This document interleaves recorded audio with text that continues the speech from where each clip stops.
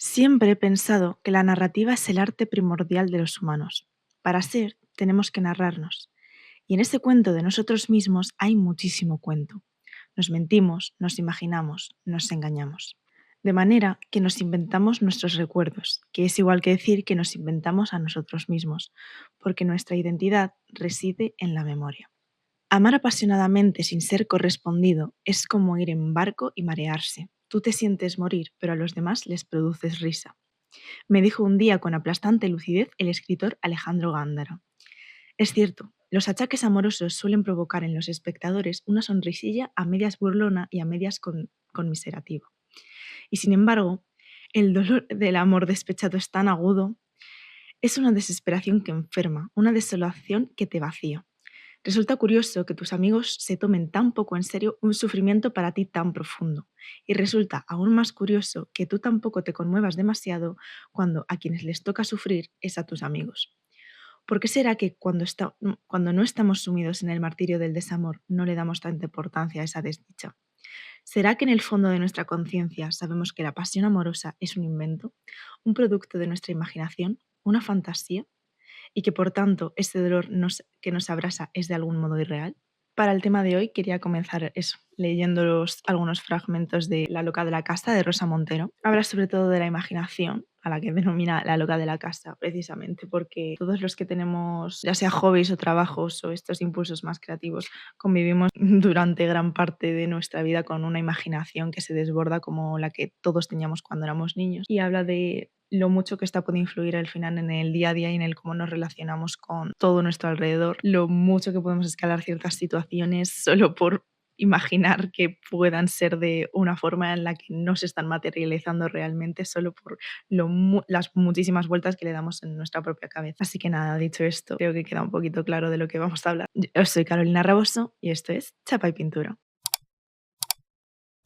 También quería leeros, porque este episodio, aparte de porque leyendo este libro me parece que es algo de lo que puedo hablar mucho, el hecho de darle muchísimas vueltas a algo hasta que al final se deforma por completo de su imagen real. Pero en sí, el hecho de querer hacer un episodio completo al respecto surgió del otro día que estaba releyéndome este libro que es El amor, las mujeres y la vida de Mario Benedetti, que es una recopilación de muchos de sus poemas sobre el amor. Y me lo estaba leyendo en orden, pero llegado a un punto decidí hacer lo típico de que, sobre todo con los libros de poemas, de abrir una página al azar y ver qué ponía, a ver si me podía traer algo de inspiración. Además, en esta relectura estoy como anotando cosas que se me ocurren respecto a los poemas o cosas que me dan a entender o que no dejan en claras el poema, pero que en mi cabeza tendrían sentido para dejarlo registrado para si en algún momento, cuando tenga yo que sé 50 años, lo vuelvo a releer y digo, wow, esto pensaba de este poema cuando tenía 20 años. Es curioso. El poema se llama Sirena y es muy cortito. Tengo la convicción de que no existes y sin embargo te oigo cada noche. Te invento a veces con mi vanidad o mi desolación o mi modorra. Del infinito mar viene tu asombro. Lo escucho como un salmo y pese a todo, tan convencido estoy de que no existes que te aguardo en mi sueño para luego. Y a esto yo añadí, he hecho de ti tal animal mitológico que temo avistarte en el horizonte y no reconocer tus cánticos. Tan poética ella, cuando quiere. Siento que si bien el poema a lo mejor no es tan largo ni quizá habla exactamente de eso, a mí el hecho de que se titulase Sirena y que hablara de esa convicción de que algo no existe, pero que aún así lo guardas en el sueño, me llevó a esta situación que a mí me sucede muchas veces de lo típico de que estás por las noches en la cama y te empiezas a imaginar una vida completamente paralela, el si hubieras tomado otras decisiones, el si estuvieras con X persona, el cómo crees que es esa persona que a lo mejor te gusta pero que ni siquiera conoces realmente y que acabas desarrollando en tu imaginación como si tuviera una personalidad, una vida completas, pero que al fin y al cabo son eso, son un ser mitológico como podría ser una sirena. Y es por eso que yo añadí esto de hecho de ti tan animal mitológico que temo avistarte en el horizonte y no reconocer tus cánticos. Quería hablar precisamente de eso, de hacer de una cosa que ha surgido de tu imaginación tan real, desarrollarla tanto hasta el punto de creértela, que en el momento en el que conozcas la realidad de eso que tantas veces has imaginado, no poder siquiera reconocerlo o no poder asimilarlo o encontrar un punto en común entre la realidad que tú habías formado en tu cabeza y la que se te presenta delante de tus ojos. Así que de eso quería hablar también. Vamos a hacer en este episodio muchas referencias a cosas que he estado consumiendo últimamente, porque al final la mayoría de mis ideas surgen precisamente de todo lo que experimento en la vida, yo creo. También vamos a estar hablando un poco de relaciones relacionarlo con la película esta que ha salido ahora mismo de Obsesión, o Obsession, como lo queráis llamar, si sois más bilingües o menos, que me encantó, la verdad. Me la spoileé entera antes de ir a verla al cine porque no soy muy fan de las películas de terror y no sabía si iba a poder soportarlo, pero esta me salió, que es que me llamó tanto la atención que incluso habiéndome spoileado o necesitando spoileármelo para no pasarlo mal, quería verla en el cine para de verdad experimentarlo y verla entera, porque creo que también se pueden sacar muchísimas cosas, así que probablemente, aunque nos centraremos un poco en todo este tema de la idealización, del obsesionarte con una idea que no existe realmente, también puede que comentemos algunas cositas que salgan de la conversación que surge a raíz de esa película. Por ejemplo, podríamos empezar pues eso, sobre esa obsesión que a lo mejor te sobreviene en algún momento. Sobre todo suele pasar cuando a lo mejor conoces a alguien. Bueno, podríamos empezar, de hecho, en el momento incluso antes de conocer absolutamente a nadie. Ese ideal que creo que muchos de nosotros acabamos desarrollando en nuestra cabeza de cómo podría ser esa persona que ni siquiera hemos conocido todavía, con la que probablemente conviviremos el resto de nuestra vida. ¿Cómo será la pareja ideal? ¿Qué atributos tendrá que tener físicos en cuanto a ideas, personalidad, etcétera? Y el cómo se comportará con nosotros y cómo será vivir con esa persona que ni siquiera existe. Creo que eso al final acaba haciendo a lo mejor mucho daño, podríamos decir, porque hace que al conocer a una persona real, si bien puede que comparta muchos de los atributos que nosotros ya esperábamos de esa persona con la que nos gustaría estar, porque creo que sí es importante obviamente tener claras las prioridades que tienes a la hora de compartir tu vida con una persona, porque no me parecería bien tampoco tragar y tragar y tragar y convivir con alguien que no tiene ciertas cosas que a ti te parecen indispensables para alguien con quien al final vas a convivir día a día durante a saber cuánto tiempo. Pero sí que creo que hace mucho daño eso, el idealizar a lo mejor tanto y el tener tan claras ciertos estándares que sean completamente inamovibles, a pesar de que sea prácticamente imposible encontrarlos todos en una sola persona. Entiendo también el punto de que no tienes por qué conformarte, o sea, nadie te obliga a estar con alguien que no cumpla todos tus estándares y está bien si de verdad tú no estás dispuesto a estar con alguien que no cumpla absolutamente todo lo que tú pretendes de una pareja, nadie te obliga a hacerlo y estoy de acuerdo en que probablemente la pareja que vayas a encontrar, si cumple todo eso que tú te has prometido y que crees que te mereces para ti mismo, pues puede que tengas una vida muchísimo más feliz o no, quién sabe, o sea, eso ya también influye un poco cuestiones del azar, nunca se sabe si acabarás conociendo realmente a una persona tan perfecta para ti en cuanto a la idea que tú ya tenías preconcebida. Sin embargo, creo que ha hecho un poquito de daño porque muchas veces quizá les arrebatamos a ellos y a nosotros mismos la oportunidad de conocer a ciertas personas solo porque llegado a un momento determinado de la relación o de la interacción que estés teniendo con X persona que a lo mejor te parecía tan perfecta y a la que tú le habías imbuido todas esas cualidades que tú ya tenías previas en tu cabeza sin tener esa persona nada que ver con tus ideas, acabas conociéndola y evidentemente la realidad muchas veces nunca va a ser tan perfecta como una cosa imaginaria que flota en el mundo de las ideas. Es como cuando, como habla muchas veces en el libro, y una idea que había pensado también alguna vez, por ejemplo, cuando estás escribiendo una novela o eso, cuando estás haciendo cualquier ejercicio creativo en el que interviene en gran medida la imaginación, lo que pasa es que tú puedes tener la idea muy clara, pero en el momento en el que la bajas a tierra ya la estás ciertamente mancillando. A lo que me refiero con mancillar es a que nunca nada de la realidad va a ser tan perfecto como en el mundo imaginario, porque en el mundo imaginario están todas las posibilidades abiertas, está el todo y en la realidad no puedes traer todo. Depende de eso, del momento, de la forma en la que te haya salido a ti catalizarlo en ese momento con los materiales que dispongas y en cierta medida, como habla Rosa Montero en este libro y creo que también en el del peligro de estar cuerda, modifica ya esa idea, ya no puedes volver atrás. Una vez que traes una idea a la realidad, si ya quieres devolverla al mundo de las ideas o quieres representarla desde cero, ya nunca va a ser tan pura como era antes de arrastrarla a este mundo. Porque al final, aunque empieces de cero porque creas que no ha salido lo mejor que podía salir, ya va a estar influida por su versión anterior y no por todas esas posibilidades abiertas que tenía antes. Bueno, si hablamos de ideas o de novelas, sí te puede dar mucha rabia porque sobre todo si eres una persona que se quiere dedicar o que le dedica muchísimo tiempo a todos estos aspectos, te dará muchísimo coraje el hecho de miedo, el hecho de traer una idea a tierra porque significa que ya va a tener algo de real y no solo de idea. Pero es importante siempre porque también está la idea esta de que las ideas no son tuyas, sino que están como en el mundo ese, como en el mundo de las ideas o donde sea, y que a lo mejor pasan por tu cabeza, pero que si tú no las coges, no las enganchas, las pescas y las conviertes en algo real, les llegará la idea a otra persona. Seguro que os ha pasado alguna vez que se os ha ocurrido algo y luego pasado un tiempo ves que otra persona ha hecho exactamente eso mismo que tú pensaste, pero que nunca llegaste a ejecutar. Pues lo mismo pasa. El problema está cuando dejamos que esta imaginación, que esta idealización, que este miedo a bajar las ideas a tierra se interponga con la forma en la que nos relacionamos con nuestro mundo, porque queramos que no, si bien mucha parte de nosotros se encuentra en esa imaginación, sobre todo si la tenéis muy despierta, y gran parte de nosotros, como os he leído en el primer fragmento, es imaginación porque nos narramos a nosotros mismos y muchos de nuestros recuerdos ni siquiera son exactamente reales, o los hemos acabado modificando sin siquiera percatarnos y eso nos acaba autodefiniendo. También hay gran parte, como es evidente, de nosotros que vive en este mundo terrenal, por lo menos durante esta vida. Ya, bueno, si queréis en que hay vida después de la muerte, etcétera, es otro tema. Pero hablando concretamente de esta vida en la que es la única que sabemos, en la que nos podemos relacionar los unos con los otros y en la que muchas veces todos o casi todos tenemos esa idea o esa esperanza, quizá incluso, de encontrar una persona con la que compartir nuestra vida, al estar tan arraigados a esa idealización, no nos dejamos muchas veces experimentar la vida con sus fallas también. Porque parte de que la naturaleza sea perfecta es que no lo es, aunque pueda sonar contradictorio. Las cosas bellas normalmente no son completamente perfectas. Si os dais cuenta, por ejemplo, nuestro mismo cuerpo somos simétricos, se podría decir, ¿no? Tenemos la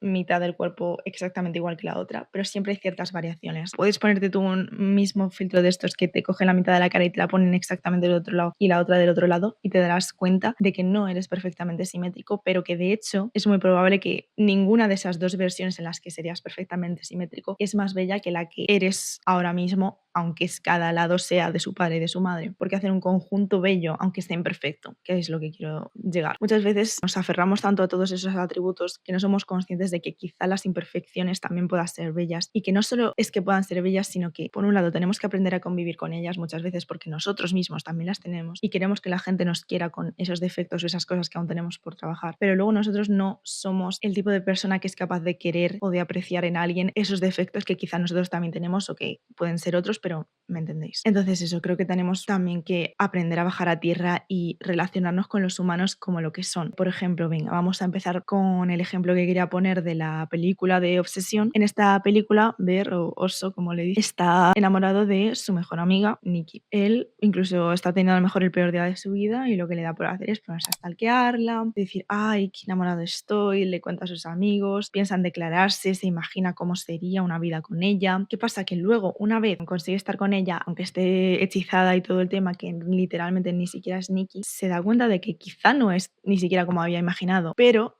otra reflexión que quería llegar es que esa percepción de la realidad repentina tras la imaginación idealizada no viene solamente por el hechizo, porque a él realmente, si os percatáis, ni siquiera le gustaba Nikki realmente, le gustaba la idea que tenía de ella, le gustaba eso, mirar las fotos, hablar de ella, imaginar cómo sería una vida con ella, pero luego a la hora de la verdad no le gustaba quizá que fuera tan de querer irse a su casa, de que hiciera bromas, X bromas de que si hermanos, de que sí, que no le gustaba que le emparejasen con ella, que se quería salir de su trabajo y ser escritora, no se había permitido conocer verdaderamente a Nicky ni mostrarse a él mismo de forma sincera, diciéndole la verdad de que a lo mejor sentía ciertas cosas por ellas, aunque aún tuvieran que desarrollarse de forma real en el mundo físico. Se había obsesionado tanto con la idea de ella que ni siquiera notó al principio del todo el hecho de que Nikki no era Nikki cuando ya estaba con ella. Es que esa película me encantó porque se podrían hacer tantas extrapolaciones a cosas que a mí, por ejemplo, me tocan mucho porque toca muchísimos palos que a mí me tocan mucho y me preocupan mucho. Entonces creo que la podría poner de ejemplo para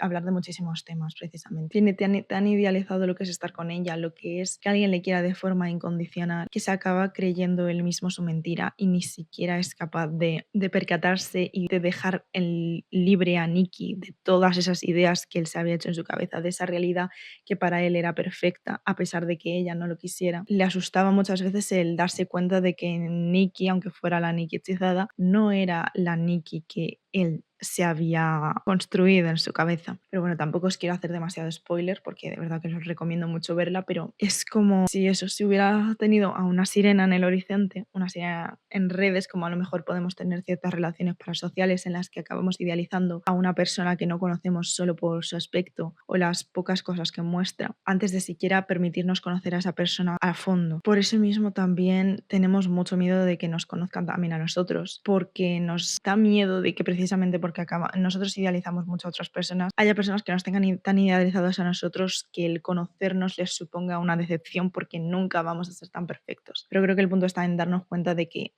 si nosotros somos humanos, si no somos perfectos, si podemos intentar querernos a nosotros mismos, si deseamos que alguien más nos quiera con esas taritas que nos hacen humanos al fin y al cabo, tenemos que permitirnos conocer a las otras personas también y darles siempre ese beneficio de la duda y esa libertad de poder mostrarse como personas humanas y no como robots o animales mitológicos. En Google la definición de idealización es proceso cognitivo y emocional mediante el cual se le atribuyen cualidades perfectas o exageradamente positivas a una persona, situación o idea, ignorando o minimizando sus defectos. También podríamos hablar de eso, de la idealización que supone, porque hemos hablado de la que supone antes de conocer a una persona, pero muchas veces cuando nos estamos enamorando al principio de una relación, cuando estamos conociendo a una persona y parece que es completamente ideal, como hemos dicho antes de que esa persona nos muestre sus propios atributos, nosotros ya al verla a lo mejor, que es lo poco que tenemos físicamente, acorde a nuestros estándares, ya le imbuimos todas las cualidades que nosotros tenemos de lo que sería una pareja perfecta. Y no es hasta que la conocemos que nos vamos dando cuenta de que quizá no comparte todas esas características, que puede tener las suyas propias y que quizá esto nos descuadre con las ideas que ya teníamos preconcebidas y nos haga dudar siquiera de ese amor que parecíamos sentir con tanta fuerza al principio de esa relación. Por eso creo que es muy importante el darnos tiempo de conocer a las personas para ver si realmente de esos alarmas de efectos que nos saltan al principio son tan graves o de si al contrario realmente todos esos atributos positivos que le hemos acoplado a esa persona le pertenecen o han sido colocados por nosotros. Y es muy probable que esa persona tenga muchísimos más atributos de los que nosotros ni siquiera somos conscientes. Pero por eso creo que es importante permitirnos conocer a las personas antes de decidir si queremos pasar una vida entera con ellos. Creo que las idealizaciones muchas veces hacen que nos comprometamos quizá o que nos lancemos a la piscina de una relación en la que ni siquiera conocemos a la otra persona y es bastante peligroso. No creo que haya ni que pecar por un lado de ser completamente intransigente con nuestros estándares y que a la primera que algo se incumpla o que la persona haga o tenga X error, apartarnos por completo. Hay que estar atentos, evidentemente, porque hay cosas que no hay que tolerar jamás. Pero y también luego está otro punto de dejarte llevar tanto por esa idealización, el enamoramiento, el ver a la otra persona como si fuera más perfecto que tú incluso y que darías tu vida por ella y meterte ahí sin realmente haber conocido a esa persona más allá de las ideas que tú ya tenías que ni siquiera le pertenecen. Y las voy a leer, por ejemplo, otro poema. Mira, como todos son de amor, estamos hablando de todo el tema de la idealización en comparación al amor real que implica conocer de verdad a la otra persona. Y hay un poema que es muy famoso, también tampoco es muy largo, que es el de Corazón, Corazón. No sé si lo habéis escuchado, pero si no, pues me gustaría que salierais de este vídeo habiéndolo escuchado, así que os lo voy a leer. Corazón, corazón, porque te tengo y no, porque te pienso, porque la noche está de ojos abiertos, porque la noche pasa y digo amor, porque has venido a recoger tu imagen y eres mejor que todas tus imágenes, porque eres linda desde pie hasta el alma, porque eres buena desde el alma a mí, porque te escondes dulce en el orgullo, pequeña y dulce, corazón, corazón, porque eres mía, porque no eres mía, porque te miro y muero, y peor que muero, si no te miro amor, si no te miro, porque tú siempre existes donde quiera, pero existes mejor donde te quiero, porque tu boca es sangre y tienes frío. Tengo que amarte, amor, tengo que amarte. Aunque esta herida duela como dos, aunque te busque y no te encuentre, y aunque la noche pase y yo te tenga y no. ¿Veis? Es que este tipo de libros me encanta abrirlos por una página aleatoria porque siempre me da que pensar y además me ha parecido que completamente acorde al episodio. Podemos hablar de que precisamente ahí habla de lo que es de verdad querer a una persona, el darte cuenta de que aunque te pertenece y no te pertenece, que es mejor su imagen que todas sus imágenes, como dice aquí, que yo eso lo podría extrapolar precisamente a lo que estamos hablando de todas esas ideas que tenías preconcebidas acaban siendo descartadas y acaba llegando una imagen que es muchísimo más real y que probablemente incluso sea mejor precisamente porque existe y porque es tangible. Podríamos añadir para finalizar el episodio, como dijimos que os lleva a lo mejor decir las cosas que había estado consumiendo, me estoy releyendo este que tiene pinta de que probablemente saque algún tema de los siguientes episodios también de este libro porque me inspira bastante, me gusta mucho releerlo cada cierto tiempo o leerme algún poema. Y también en cuanto a contenido largo quizá para dejarnos tanto de esta dopamina del TikTok y tal, os recomiendo muchísimo el vídeo de uno de los últimos vídeos que ha subido Blanca It's Borderline sobre el duelo. No sé, me tocó muchísimo y me parece que se explica genial y de verdad, verlo, si os toca mucho ese tema del duelo, ya sea en cuanto a rupturas o muertes o lo que sea, creo que podéis sacar algo en claro, porque creo que yo no lo podría haber explicado mejor. Es uno de esos vídeos, como me pasa con los libros, que es como, ojalá lo hubiera hecho yo, porque de verdad esa chica me encanta cómo se explica y lo recomiendo un montón. Un día más, muchas gracias por escucharme, chicos. Espero que os haya dado por lo menos un poquito que reflexionar. Si tenéis algo que decir, me lo podéis dejar en comentarios. Si tenéis otro tema del que se os ocurra y del que os gustaría que hablara en algún episodio, me lo podéis dejar también por ahí o en cualquiera de mis redes. Y dicho esto, nos vemos en el próximo y muchas gracias por escucharme. Chao, chao.